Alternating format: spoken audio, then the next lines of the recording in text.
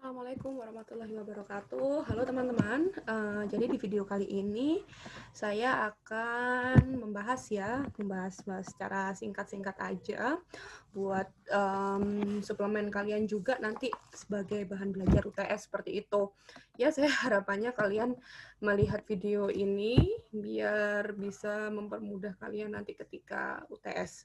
Nah, yang saya bahas di sini adalah terkait tugasnya minggu keberapa ya? Minggu ke-45 ya, yang berkelompok seperti itu. Nah, saya harapannya juga teman-teman saling melihat video teman-teman yang lain karena soalnya kan beda-beda.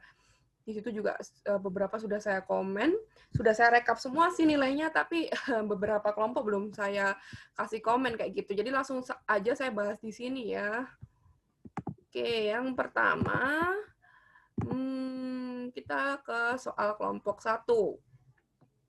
Dengan menggunakan diagram penawaran permintaan, tunjukkan pengaruh peristiwa-peristiwa berikut terhadap penjualan baju hangat berbahan rajut.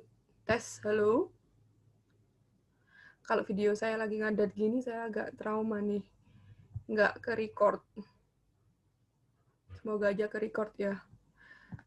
Saya split aja deh nanti ya videonya kayak gitu. Siapa tahu ini nggak ke-record ya, daripada kita udah record lama-lama ternyata buffer. Oke, jadi di sini penjualan baju hangat berbahan rajut yang ada beberapa kasus ya. Yang pertama, angin merusak panen kapas kayak gitu. Nah, panen kapas ini kan merupakan bahan bakunya si baju hangat itu tadi karena dia bahannya rajut kayak gitu. Terus yang kedua, harga jaket kulit turun. Nah, yang ketiga, ditemukan sebuah mesin rajut baru. Oke, nah di sini cukup mudah ya untuk yang pertama ini. Jadi kita yang pertama yaitu angin merusak panen kapas gitu ya. Tak tulis di mana nih?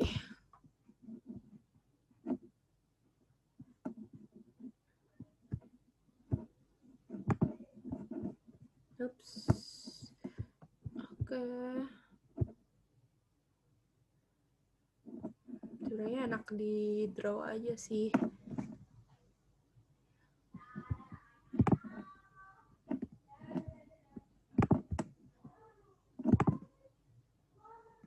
Nah, oke. Jadi yang pertama, di sini saya gambar ya. Saya tuliskan angin. Waduh, kok merah?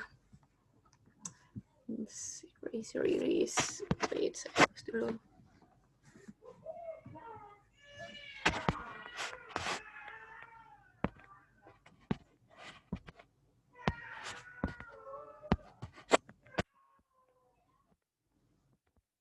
Nggak bisa, guys. Nggak bisa saya ubah.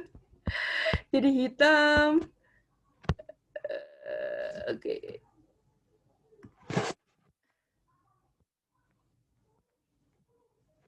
Nah, tadi apa?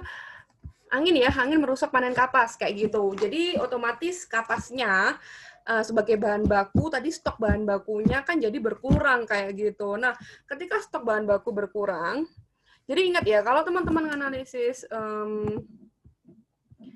analisis permintaan dan penawaran, itu kalian harus mengasumsikan kayak gitu. Nah, jadi dan harganya itu yang dimaksud adalah harga pasar kayak gitu ya. Harga pasar baik di permintaan maupun di penawaran. Nah, untuk yang kasus A tadi kan angin merusak panen kapas. Sorry, Yore. Tulisannya jelek karena saya belum terbiasa pakai pen tablet. Angin merusak panen kapas. Nah, yang terjadi adalah di sini secara dalam jangka pendek ya, yang namanya harga dia nggak akan bisa langsung gara-gara harga bahan bakunya otomatis kan nanti jadi langka nih, jadi bahan bakunya nanti akan harganya lebih mahal kayak gitu. Nah, kita nggak bisa langsung mengatakan bahwa harga si baju tadi itu langsung melonjak tinggi kayak gitu, enggak. Tapi yang terjadi adalah kurva dari penawaran, karena ingat ya, kapas. Kalian harus tahu, kapas ini kan terkait bahan baku.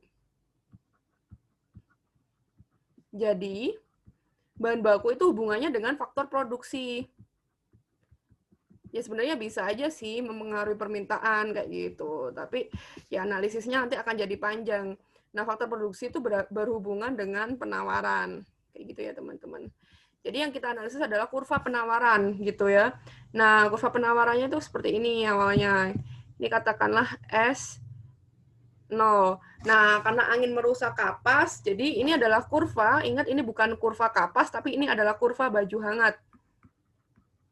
Berbahan rajut tadi ya, baju rajut. Kayak gitu. Nah, karena seperti ini. Nah, karena ini tadi ada angin ya, merusak panen kapas, akhirnya apa? Akhirnya tidak bisa memproduksi banyak. Yang terjadi adalah suplai akan bergeser ke sebelah kiri, kayak gini. S1. Padahal ya di harga yang masih sama, kayak gitu. Jadi kuantitasnya bergeser dari Q2 menjadi Q1. Kuantitas apa? Kuantitas barang yang ditawarkan, kayak gitu.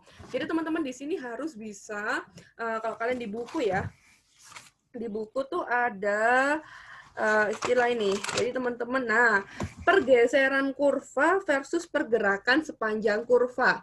Kalau saya membahas faktor lain selain harga, berarti kurva yang terjadi adalah bergeser kayak gitu ya.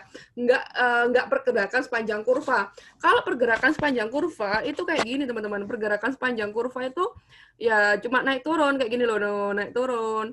Karena apa? Karena ada perubahan harga. Ini namanya pergerakan sepanjang kurva. Nah, kalau pergerakan sepanjang kurva itu kita membahas tentang hukum penawaran ataupun hukum permintaan kayak gitu ya. Jadi pengaruhnya itu karena harga. Nah, kalau faktor lain selain harga itu namanya pergeseran. Ya sama-sama ada perubahan ya, sama-sama ada perubahan kuantitas. Tapi yang di sini, yang pergerakan sepanjang kurva, otomatis harganya itu juga ikut naik turun kayak gitu. Tapi kalau faktor lain yang mempengaruhi, kalian lihat di sini, nah dia cuma geser, tapi sebenarnya dari harganya harga di pasaran baju rajut itu tetap kayak gitu. Tapi gara-gara kapasnya tadi nggak panen banyak ya, akhirnya penjual atau produsen itu hanya bisa memproduksi yang awalnya Q2 menjadi Q1 kayak gitu ya. Seperti itu teman-teman. Oke, jadi jangan bingung ya, pergerakan sepanjang kurva. Jadi naik turun karena di pergerakan sepanjang kurva sama naik turunnya kuantitas karena dia tuh geser, itu beda. Jadi kalau naik turunnya kuantitas di sepanjang kurva, maksudnya kurvanya masih berada di satu kurva yang sama, itu berarti dipengaruhi oleh harga. Kalau permintaan hubungannya positif ketika harga naik, permintaan hubungannya negatif ya ketika harga naik, kuantitas turun, dan sebaliknya kalau penawaran hubungannya positif ketika harga naik, kuantitas akan ikut naik kayak gitu. Oke.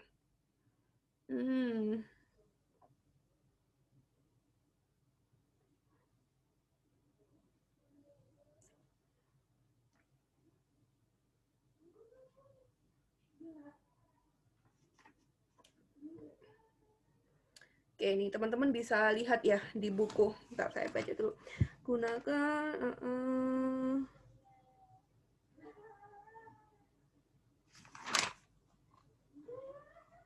Oke.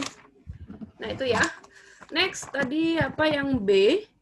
Yang B adalah harga jaket kulit turun. Nah, ini berhubungan dengan barang kompetitornya. Barang kompetitor. Kalian sekarang analisis dulu. Kalau kita menyebutkan barang lain, barang tadi kan kita ngomonginnya baju hangat nih, baju hangat berbahan rajut. Nah, ini ada lagi namanya jaket itu kan baju hangat juga, tapi berbahan kulit. Nah, berarti kita ngomongin produk lain. Berarti di sini hubungannya dengan permintaan. Nah, permintaan di sini adalah pengaruh dari barang substitusi ataupun komplement kayak gitu ya. Nah, sekarang kita analisis dulu. Nah, ini B, apa tadi? Jaket kulit ya, sorry. jaket kulit. Ini kita terlepas dari selera ya, teman-teman ya. Aduh. Jaket kulit apanya nih yang turun? Harga ya. Oke. Harga jaket kulit turun kayak gitu. Ini nanti kalau videonya terlalu panjang kayaknya nggak saya bahas semua ya. Nah, harga jaket kulit turun. Di sini oke. Ini kurva jaket kulit dulu ya. Kurva jaket kulit. Harganya turun. Nah, jadi kan kita ngomongin permintaan dulu ya. Permintaan berarti seperti ini.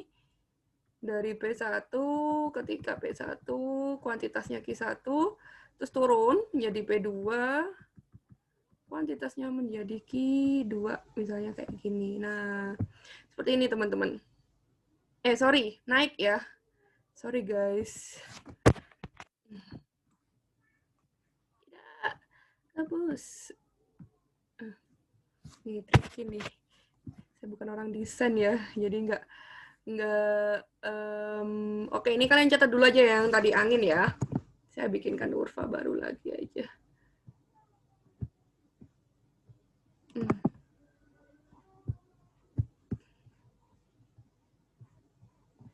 Oke, share screen. Gimana ya guys untuk new. Oke, select.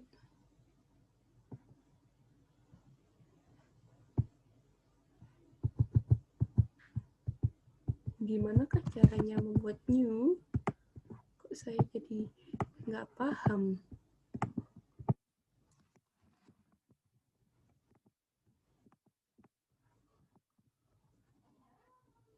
Ini clear all drawing. Oke, tadi kita balik lagi ya. Case yang kedua kan jaket kulit turun. Nah, di sini coba saya. Ya, ini jaket kulit kan. Awalnya harganya P1 jadi Q1. Ingat kalau kita membahas produk lain, kita berarti membahas permintaan kayak gitu ya. Nah, di sini turun kan menjadi katakanlah P2 karena hubungannya negatif. Jadi ketika turun, kuantitas yang diminta akan naik menjadi Q2 kayak gini. Ya. Oke. Nah, ini adalah kurva jaket kulit. Nah, di sini kuantitas dari jaket kulit itu kan turun. Nah, kalau kalian cek di buku, nah terkait permintaan ya, jaket kulit ini kira-kira substitusi apa komplemennya jaket berbahan rajut atau baju hangat berbahan rajut kayak gitu. Kalian analisis dulu. Jadi perannya si barang baru ini apa kayak gitu. Kita ngomongin pendapatan kan, jadi ini bukan normal, bukan superior, bukan inferior, tapi kita ngomongin barang yang sejenis, nah atau barang lain ya. Nah, tapi karena ini jenisnya sama, berarti kita bisa bilang bahwa produk ini adalah substitusi kayak gitu atau produk pengganti. Nah, ketika harga jaket kulit turun, otomatis yang terjadi pada permintaan untuk barang substitusinya adalah kuantitas barang yang diminta akan turun kayak gitu. Karena harga jaket kulit kan turun, otomatis kuantitas kan naik. Jadi untuk yang jaket kulit, ini kan case-nya dia harganya turun. Ketika harganya turun, maka kuantitas yang diminta akan naik. Demand ya. Permintaan. Nah, otomatis ini untuk kurva, ingat ya kurvanya satu kurva itu hanya untuk satu barang aja. Jadi ini kurva baju hangat, bahannya rajut. Nah, karena jaket kulit tadi kuantitasnya itu naik, karena dia sifatnya di sini adalah sebagai substitusi, maka yang terjadi adalah P, terus ini Q. Nah, yang awalnya seperti ini, D0, dia akan gimana? Berkurang apa bertambah? Dia akan berkurang. Berkurangnya bergerak antar kurva apa bergeser? Karena kita nggak ngomongin harga untuk yang baju hangat rajut, berarti dia akan bergeser ke Sini, kayak gitu ya. Jadi harganya masih sama teman-teman, cuma kuantitas barang yang diminta akan lebih sedikit. Kayak gitu ya, tetap berharga di P0, tapi kuantitasnya akan bergeser atau berkurang dari G0 menjadi Q1. Kayak gitu. Nah, harganya tadi kan yang dimaksud harga kan harga jaket kulit, bukan harga baju hangat rajut. Kayak gitu kan. Jadi, yang bergerak antar kurva di sepanjang kurva yang sama itu ya si jaket kulit kayak gitu. Tapi di sini jaket kulit itu adalah bergerak sebagai substitusinya baju hangat rajut kayak gitu. Jadi ketika jaket kulit tadi harganya turun, maka kuantitas jaket kulit kan naik. Nah, ketika jaket kulit ini kuantitasnya naik, otomatis baju hangat yang berbahan rajut yang dia sifatnya sebagai substitusinya si jaket kulit tadi, permintaannya akan turun kayak gitu. Padahal harganya harusnya kan kalau hukum permintaan, kuantitas itu akan turun ketika harganya naik kan. Nah, tapi ini harganya nggak lagi naik kayak gitu. Harga baju hangat ini lagi nggak kenapa-kenapa. Tapi dia turun, makanya dia geser. Bukan bergerak di antar kurva gini turunnya. Turunnya dia geser. Karena apa? Karena harga itu tetap. Harga di pasar itu lagi tetap, lagi nggak ada perubahan. Tapi dia bergeser, kuantitasnya berkurang. Karena apa? Karena orang-orang beralih beli jaket kulit kayak gitu sebagai substitusinya baju hangat rajut. Kenapa kok beralih beli jaket kulit? Karena tadi harga jaket kulit lagi turun. Kayak gitu ya teman-teman ya. Oke.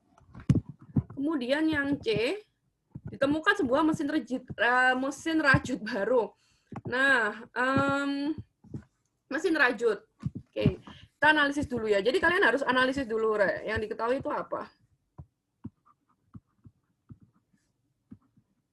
Mesin rajut itu kan berhubungan dengan produksi ya. Nah, berarti ini yang kita otak-atik adalah kurva penawarannya, kayak gitu. Nah, ditemukan sebuah mesin rajut baru. Dengan adanya mesin kan otomatis barang yang diproduksi akan jadi lebih banyak ya, gampang aja. Ada hubungannya nggak dengan harga pasar? Nggak ada, kayak gitu ya. Berarti kita asumsikan, nah lagi-lagi produksi berarti ini berhubungan dengan supply. Ini adalah S0, karena dia ada mesin, ditemukan mesin baru, otomatis kuantitas barang yang ditawarkan atau yang diproduksi bisa lebih banyak. Maka di sini S0 akan bergeser menjadi S1 dengan kasus yang C ya. Kayak gitu. Nah, padahal harga di pasaran itu nggak lagi kenapa-kenapa. Nah, harganya lagi ya nggak lagi naik, nggak lagi turun, tapi gara-gara ada mesin baru, akhirnya produsen bisa memproduksi lebih banyak. Akhirnya kurva penawaran akan bergeser ke kanan. Bergeser ya, bukan bergerak antar kurva. Bergerak di kurva yang sama. Kalau bergerak di kurva yang sama berarti hubungannya dengan harga. Tapi di sini harga nggak lagi kenapa-napa, tapi cuma ada teknologi baru nih, sesuatu yang berubah nih, teknologi nih, kayak gitu ya. Nah, seperti itu teman-teman. Jadi kurva bergeser ke kanan. Oke, untuk yang nomor 1 ini dari offering B sih, yang cukup tepat menjawab pertanyaan nomor 1. Oke, satu soal aja capek juga ya jelasinnya.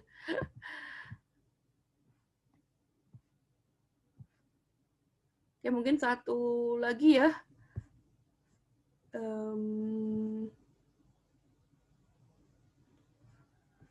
Untuk yang permintaan penawaran, nanti setelah ini saya langsung bahas elastisitas, contoh soal elastisitas. Oke, sekarang kita ke nomor 2. Nah, nomor 2, penghasilan dari Pak Ali menurun. Nah, ingat, jadi ini ada faktor penghasilan, lagi-lagi bukan faktor harga. Jadi bisa dipastikan, pasti kurvanya akan bergeser kayak gitu, nggak bergerak antar kurva. Oke? Penghasilan, kalian bisa cek di buku ya. Pergeseran pada kurva permintaan berdasarkan penghasilan atau pendapatan, kayak gitu. Nah, karena Pak Ali ini konsumen, pasti ini hubungannya dengan kurva demand, oke? Sehingga ia membeli banyak tempe untuk diolah menjadi masakan oleh istrinya. Nah, apakah tempe termasuk barang inferior atau barang normal? Ini sebagian besar dari semua offering kayaknya menjawab dengan tepat sih. Terutama untuk offering A ya, congrats untuk kelompok 2 dari offering A. Jadi tempe barang inferior atau barang normal. Ketika pendapatan itu naik, namanya pendapatan itu gaji, kayak gitu ya. Kemudian ada tipikal barang yang dari segi permintaan dia juga akan ikut naik, itu namanya barang normal. Normal berarti ya ketika pendapatan naik, ya barang itu ikut dibeli, kayak gitu kan, berarti itu barang normal. Tapi sebaliknya, ketika pendapatan itu naik, tapi barang tersebut itu malah tidak dibeli, maksudnya permintaannya itu malah turun, berarti dia barang inferior. Begitu pula ketika pendapatan itu turun. Ketika pendapatan turun, ya berarti kan kesejahteraan lagi nggak bagus nih. Kemudian ada barang yang permintaannya juga ikut turun, nah berarti dia adalah barang inferior. Barang normal. Contohnya ya barang-barang yang kayak mobil, rumah. Kalau pendapatan turun kan ya udah, berarti ya ngapain orang beli mobil, orang pendapatan lagi turun kayak gitu ya. Itu normalnya seperti itu. Tapi ada juga yang namanya barang inferior. Ketika pendapatan turun, dia malah naik permintaannya kayak gitu. Nah, biasanya barang-barang yang ya berhubungan dengan sesuatu yang kita konsumsi ketika kita susah kayak gitu ya. Nah, contohnya tempe. Berarti clear ya di sini sesuai dengan statement ini. Jadi ketika penghasilannya Pak Ali itu turun, nah, dia membeli banyak tempe kayak gitu. Berarti kan kita asumsikan bahwa ya ini juga terjadi gitu untuk masyarakat yang lain ya, meskipun in fact enggak kayak gitu ya. Tapi ya sekali lagi ekonomi kita main asumsi. Nah, berarti di sini apa? Tempe termasuk barang inferior atau barang normal? Tempe termasuk barang inferior kayak gitu ya. Karena ketika pendapatan turun dan kuantitas yang dibeli itu malah naik, berarti itu barang inferior. Seperti itu. Bagaimanakah hasilnya pada kurva permintaan tempe Pak Ali? Nah, kurva permintaannya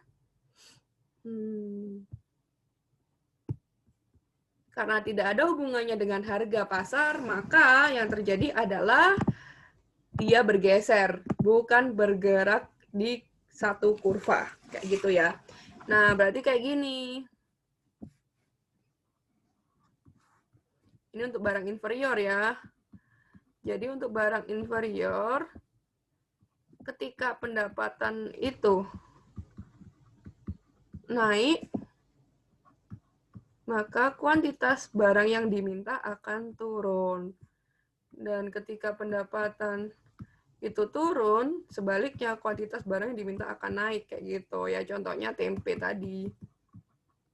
Nah, terus bagaimanakah kurvanya? Ini price, kemudian ini kuantitas ya.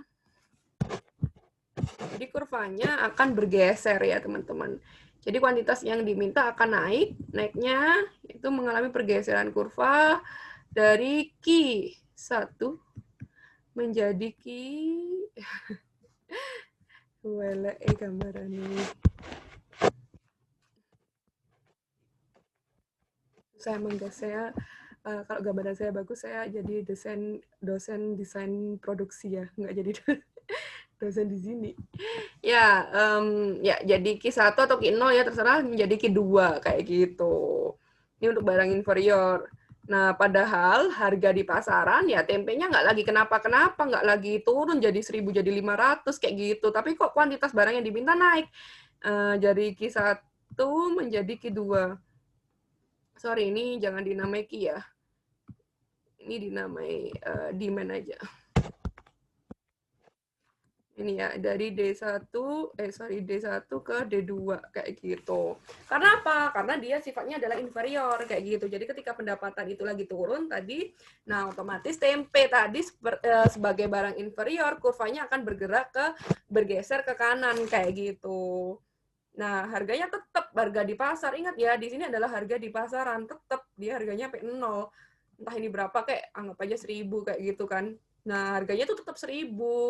Tapi kenapa kok Pak Ali menambah kuantitasnya kayak gitu ya? Karena pendapatannya lagi turun gitu. Yang biasanya bisa beli ayam cuma bisa beli tempe gitu ya. Yang C, nah jika keluarga Pak Ali sudah terbiasa memakan tempe bersama sambal, nah berarti dari case Pak Ali ini kita bisa katakan bahwa sambal adalah komplement apa substitusi. Nah, karena menemani ya. Nah, dari kata menemani berarti dia adalah barang komplement gitu ya. Apakah yang terjadi terhadap kurva permintaan tempe Pak Ali ketika harga sambal itu naik kayak gitu. Oke.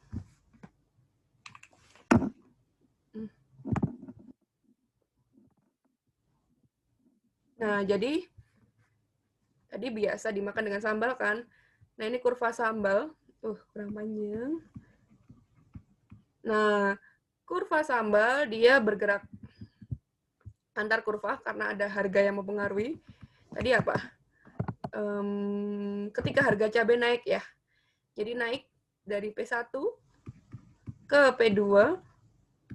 Nah, kuantitas akan cabai menjadi turun dari Q1 ke Q2. Nah, karena ini merupakan barang komplement, otomatis ketika kuantitas sambal kuantitas cabai yang diminta tadi ya, cabai yang diminta itu turun kayak gitu. Karena dia sifatnya adalah komplement, jadi ini kan cabai. Jadi otomatis yang terjadi pada tempe ya sama. Oke. Tempe juga akan, permintaan tempe untuk Pak Ali ya, akan juga ikut turun. Turunnya di kurva yang sama atau bergeser kira-kira? Ada pengaruh harga nggak? Nggak kan? Pengaruhnya dari mana? Dari si cabai ini. Cabai ini sebagai apa sih? Sebagai barang komplement atau pelengkap ya, atau yang menemani kayak gitu. Nah, akhirnya si akhirnya si tempe kurva tempe Pak Ali ya, dari D1 akan geser ke D2.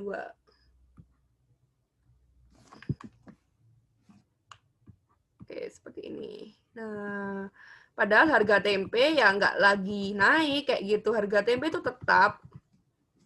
Tapi kurvanya Pak Ali dari Q2 geser ke Q1. Kayak gini, teman-teman. Ini kurva tempe Pak Ali. Karena apa? Ya karena tadi Pak Ali sudah biasa makan tempe bersama cabai. Jadi kalau harga cabainya naik, kuantitas cabai kan otomatis turun, termasuk juga kuantitas cabainya Pak Ali ya. Nah, karena cabai turun dan dia adalah sifatnya komplement dengan si tempe, maka kuantitas tempe juga akan ikut turun. Tapi turunnya geser ke kiri karena harga tempe nggak lagi terjadi perubahan. Seperti itu, teman-teman. Nggak usah tanya, Bu terus Pak Ali makan apa Bu? Kalau tempenya permintaannya juga akan turun. Nah, nggak habis-habis kalau kita bahas tentang itu ya. Kita stop sampai di sini aja. Oke. Oke, next. Langsung ke elastisitas ya. Nah, elastisitas itu kan seperti yang sudah saya bahas, bahwa dia menunjukkan bergeraknya itu seberapa banyak sih ketika faktor-faktor yang mempengaruhi penawaran dan permintaan itu berubah kayak gitu. Nah, sekarang yang kelompok 5 ya saya bahas. Elastis mana? Buku pelajaran dengan komik, ya, jelas ya. Saya juga sudah menjelaskan, buku pelajaran dengan komik itu lebih elastis komik. Karena apa? Karena substitusi komik itu banyak. Jadi ketika komik itu harganya berubah, ya udah tinggal substitusi aja kan. Substitusi ke misalnya games atau misalnya itu kan sifatnya hiburan ya, atau kemana gitu ya yang sifatnya sama-sama bisa menghibur kayak gitu. Terus kalau buku pelajaran dia sifatnya lebih kebutuhan kayak gitu. Jadi ketika harganya berubah, misalnya naik, misalnya harganya jadi naik, ya kuantitasnya nggak akan langsung jatuh kayak gitu, nggak. Karena apa? Karena ya murid atau mahasiswa butuh buku pelajaran kayak gitu. Jadi yang lebih elastis itu adalah si komik. Oke. Nah, terus kenaikan harga bensin selama 10 tahun ke depan atau kenaikan harga bensin yang terjadi dalam kurun waktu 2 tahun saja, lebih elastis yang mana? Nah, kalau kita ngomongin bensin, nah sebenarnya sama sih ya, dia sifatnya sama kayak buku pelajaran, dia adalah kebutuhan kayak gitu. Tapi dalam jangka pendek maupun jangka panjang, kebutuhan ini bisa berubah kayak gitu. Nah, ini elastis yang mana? Ini elastis yang jangka panjang. Kenapa? Karena ini beberapa kelompok juga sudah menjelaskan dengan tepat ya. Untuk yang kelompok 5 ini, congrats untuk offering A ya. Penjelasannya bagus, keren. Nah, jadi untuk yang 10 tahun ke depan, itu lebih elastisan bensin, maksudnya elastis bensin dalam jangka panjang, lebih elastis harga bensin di jangka panjang daripada jangka pendek kayak gitu. Karena apa? Karena ketika harga bensin itu naik terus, ya meskipun secara reality nggak mungkin ya naik terus kan, karena maksudnya naiknya kan paling beberapa tahun, cuma ini asumsinya adalah naik terus, maka yang terjadi adalah orang-orang segera membuat alternatif kayak gitu, alternatif kendaraan yang nggak berbahan baku bensin, karena harga bensin naik terus. Akhirnya yang terjadi adalah dalam waktu 10 tahun, karena harga bensin ini kita anggap naik terus ya, akhirnya orang 10 tahun ini kan sudah ada spare waktu untuk melakukan riset kayak gitu kan. Nah, yang terjadi mereka bisa menciptakan barang-barang lain, kendaraan lain yang sifatnya lebih murah kayak gitu. Misalnya bensin berbahan baku listrik kayak gitu, yang sekarang juga sudah mulai diciptakan ya, hybrid car kayak gitu ya oleh Tesla. Nah, itu nanti makin lama nih makin banyak nih yang mengikuti jejak Tesla kayak gitu. Jadi mobil yang berbahan baku bensin itu lebih ditinggalkan. Makanya di sini kenaikan harga bensin 10 tahun ke depan itu lebih elastis. Karena apa? Karena orang akan lebih banyak punya alternatif kayak gitu. Tapi kalau 2 tahun, nah 2 tahun ini lebih tidak elastis ya teman-teman. Karena apa? Karena ya masih 2 tahun gitu loh. Ketika harga bensin naik, ya orang masih tetap beli bensin tersebut karena mereka butuh dan substitusinya masih belum siap. Kita bisa katakan seperti itu. Terus milk tea atau air mineral kayak gitu ya, tanpa memperhatikan merek. Nah, ya jelas yang lebih elastis ya milk tea ya, karena air mineral sifatnya adalah kebutuhan kayak gitu ya teman-teman. Nggak bisa digantikan. Kalau milk tea kan ada teh, terus ada ya macam-macam ya, ada kopi kayak gitu, ada es-es yang lain. Tapi kalau air mineral penggantinya nggak ada gitu ya teman-teman ya. Maksudnya apa sih yang bisa menggantikan air mineral? Air putih kan ya nggak bisa digantikan gitu, sifatnya kebutuhan. Kalau milk tea kan lebih ke keinginan gitu. Nah, jadi itu ya untuk yang elastis. Terus saya bahas dikit yang dari kelompok 6. Apakah pembangunan rumah dan perabotan rumah itu memiliki elastisitas yang serupa? Enggak ya. Dan ini hubungannya sama supply. Ini ada banyak yang keliru teman-teman menganalisis dari segi demand. Jadi kalau bangunan perumahan dan perabotan rumah itu hubungannya dengan supply kayak gitu, ini memiliki elastisitas yang berbeda kayak gitu ya. Lebih elastis mana? Lebih elastis perabotan rumah. Karena perumahan ketika harganya naik turun, si produsen itu tidak bisa dengan mudah mengubah kuantitasnya. Nggak gitu ya. Karena apa ya? Karena udah diplot kan perumahan, nggak mungkin ketika harganya naik terus tiba-tiba perumahannya tambah banyak, itu kan enggak. Karena dia sudah ada perjanjian di awal berapapun harganya ya perumahan itu satu kafling, satu petak tanah buat berapa kafling rumah kayak gitu kan, berarti lebih elastisitas perabotan rumah. Oke, nah kayunya sebagai salah satu material pembuatannya itu harga kayu turun. Nah ketika harga kayu turun maka yang terjadi adalah si perabotan rumah ini akan jauh lebih mudah untuk diubah kuantitasnya kayak gitu. Kalau perumahan nggak terlalu ngefek ya, jadi mau kayu harganya murah sekalipun, tapi ya itu tadi dia sudah keset perjanjian di awal kalau satu petak itu untuk berapa kafling rumah, makanya dia tidak elastis, sifatnya kurang elastis ya untuk perumahan dibandingkan perabot rumah. Jadi ingat kalau untuk penawaran, gampangannya adalah ketika barang itu terjadi perubahan harga dan si produsen itu bisa dengan mudah menambah atau mengurangi kuantitas barang yang diproduksi, itu artinya dia lebih elastis. Tapi ketika harga barang tersebut itu berubah, kemudian produsen kesulitan untuk menambah atau mengurangi harganya, berarti itu yang dinamakan inelastis ya, atau tidak elastis ya. Contohnya ini tadi, perumahan dan perabotan rumah, gitu ya teman-teman. Oke, mungkin itu saja video kali ini. Silakan drop pertanyaan teman-teman, nanti saya bikinkan Q&A ya, Q&A untuk UTS di Google Classroom. Sekian dari saya akhiri. Wassalamualaikum warahmatullahi wabarakatuh.